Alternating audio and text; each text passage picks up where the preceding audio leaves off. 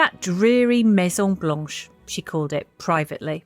Then, almost 20 years later, the man she married became president. John F. Kennedy settles into office as the 35th President of the United States, the youngest man and the first Roman Catholic ever elected to the office. But while the Kennedys were seen as a breath of fresh air in Washington, the White House hadn't much changed. Bernard Boutin worked on JFK's election campaign in 1960. When Jackie walked in and saw the condition of the White House, she was aghast. It was ill-kept, it was dirty, the furniture was ragged. It had been abused for generations and generations and generations. In Jackie's eyes, the fading curtains, mismatched furniture, and bland reproductions were more suited to a second-rate hotel than the home of the president. It just seemed to me such a shame when we came here to find hardly anything of the past in the house, hardly anything before 1902. I know when we went to Columbia, the presidential palace there has all the history of that country in it. Every piece of furniture in it has some link with the past. I thought the White House should be like that. So in February 1961, Jackie announced her plan. Not to redecorate, but to restore the 132-room mansion to reflect its history and heritage. I just think that everything in the White House should be the best, she said, adding, and if it's an American company that you can help, I like to do that. If it's not, just as long as it's the best. But there was a problem. Money. New arrivals to the White House were given a $50,000 alteration budget. Within 2 weeks, Jackie had spent it on the family quarters. Using public funds for the rest of the house would have been politically controversial. So she opened her contacts book and found Henry DuPont, a multi-millionaire and collector of American art. Along with restoration experts, they formed the White House Fine Arts Committee. Everything we do is subject to approval by the committee. What's your budget? Where does it come from? It's small because everything we do is by private donation. But first, the group had to find furniture fit for a mansion originally built in the late 18th century. Much of the old furnishings were in storage, while some antiques had been sold at auction and others carted away by previous presidential families. Using her considerable charm, Jackie appealed for contributions of furniture and funds. It worked.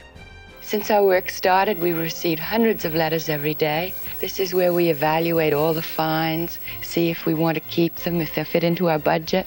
And every time we find an object we want, then we have to go and search for a donor. It's very slow, and that way a lot of things that we would like to get slip away from us. Despite the obstacles, long-forgotten treasures were soon being pulled from storage rooms. And Jackie, in jeans and a jumper, often helped unload donations from delivery trucks. Have you made any good finds lately? When we first came here and started searching, we found the pier table in the carpenter shop where it was being used as a sawhorse, and we recognized it from old engravings. It took us 6 weeks to restore it and put it back. And then in the men's room downstairs, we found that bust of Washington. Finally, on Valentine's Day, 1962, Jackie was ready to invite the cameras inside for what CBS described as the greatest sightseeing tour in history. Dressed in a dark red suit and pearl necklace, she guided Charles Collingwood through the staterooms, pointing out particular treasures. This chest is rather interesting. As you know, the thing we care about most is something that belonged to a past president. This little chest was left by President Van Buren to his grandson. And Mrs. Kennedy, on that fireplace, there's an inscription which I found one of the most moving things in the White House.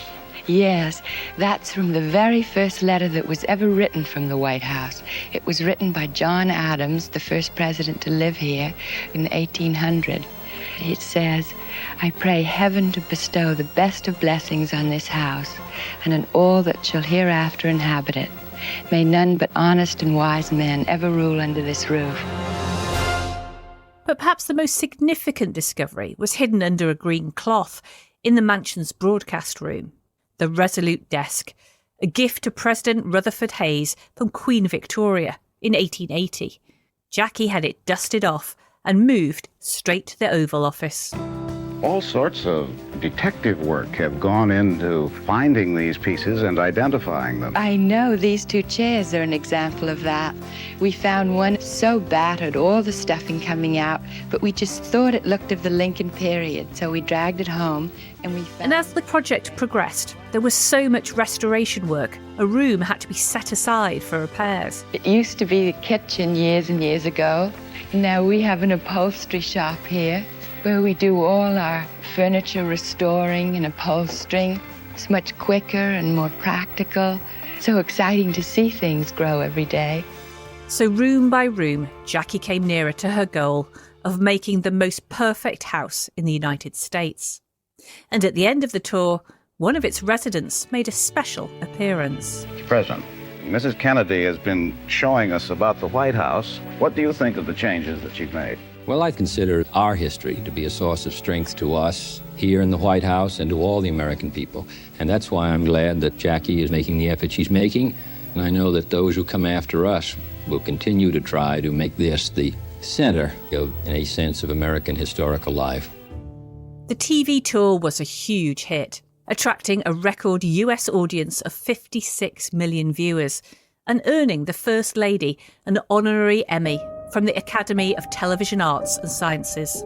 But after less than 3 years in Washington, tragedy engulfed the Kennedys. From a high window rings out the shot that changes American history.